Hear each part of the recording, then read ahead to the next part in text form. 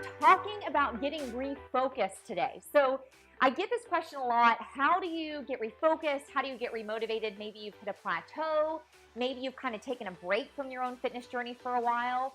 And I want to share some of my tips with you. And these are some tips that I share with a lot of the women who are in my VIP programs, and I really teach them to keep them pumped up and motivated. So when it comes to getting refocused, number one, you've got to reset your goals. You've got to find your why again. If you sat down and kind of found your why or set goals 6 months ago and you're no longer motivated, why in the heck would you stay focused on those goals? Because you're not motivated anymore. Those goals aren't getting you excited. They're not helping you jump out of bed and get that workout over with, and they're not helping you stay on track with your clean eating. So that means that you need to take a second and you need to find some new goals that are going to keep you on track, keep you motivated. Another thing that you can do is I like to find a picture of when you felt your personal best.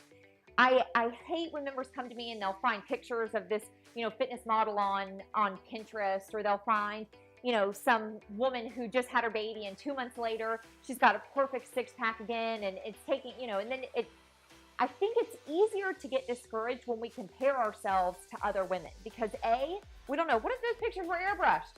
It's amazing what they can do with makeup nowadays, and it's amazing what they can do editing things in Photoshop. 2, we don't know if those women are working out 3 hours a day in the gym. Maybe their meal plans are extremely strict. So I find that it's best to, visualize where you want to be based on when you felt your personal best. Now, I know sometimes members say to me, well, honestly, I've always been overweight, so I don't really have a point where I felt like I looked my absolute best. But still, go through your pictures, and there probably is a point at some point when you did have a period when you did feel your best, and use that as your starting point. And then once you get back there, then you can set some new goals and find some new inspiration to help you keep going and to get to your ultimate best, which maybe this is going to be your first time hitting that. Another thing is you want to find a solid support system. So that is really important because it's really easy when we're on a fitness journey, and if you're on the fitness journey by yourself, so maybe you don't have anyone holding you accountable to get to your goals, then it's really easy to slip off course, right? Because if we haven't put it out there, we haven't put it out there to the universe what we're trying to achieve, we haven't told anybody, then it's easier for us to say, you know what, that frozen pizza and beer looked pretty good tonight. I'm going to have that tonight, and I'll get back on track tomorrow. So having that support system, letting people know what your goals are, and making measurable goals. So let's say you have a big overall goal of dropping 65 pounds. Or let's say your goal is to, you gained 45 pounds when you were pregnant, and you want to get that off ASAP, and you're going to get a six-pack, and you want to do that in 3 months. I think what's easier is it's great to know what that big overall goal is. But it's better to break it up into small, bite-sized pieces that you can achieve week by week.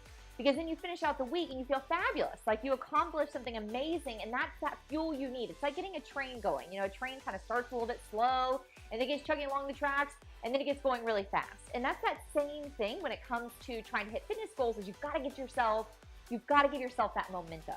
So if your goal is to drop 45 pounds, setting a target of, okay, this week I want to lose 1 to 2 pounds, and then I'm going to prep my meals this week, and I'm also going to drink a gallon of water a day. So you write those down, you keep those in a journal. I'm a big believer in even writing those goals down every morning when you wake up and every evening before you go to bed, because then your whole day is centered around it, and then at night you're reminding yourself of what you're working towards. So make sure you're writing down those measurable goals. And I am here for you. So if you need help, if you don't have a support system and you're looking for a solid support system, call me. Come into the studio. We can sit down one-on-one and, kind of go over what you've tried in the past, what you're currently doing, and help get a game plan that's going to work for you. Look, Get Fit Now was designed with busy women in mind. Created Get Fit Now when I was a freshman in college, went on to go through law school. And so I wanted to develop a system that was easy to stay on track if you've got a lot of things going on at work. Maybe you've got a lot of things going on, with family and just a bunch of stuff. And you're like, how in the heck do I have time for myself, throughout this journey? And maybe that's something that's causing you to fall off track or, to lose focus. Let me help you, because I've been there. And I had to learn kind of the hard way, kind of pave the road to how to develop a clean eating plan that I could stick to when I was studying 6 hours a day and going to class all day and running a gym. And let me help you figure out that perfect balance for you, because I am on a mission to help as many women hit their fitness goals as possible. And I would love to help you get your confidence back and for you to slip back into those skinny jeans. So you should see my number below. Just give me a call and then we can plan on meeting up later this week.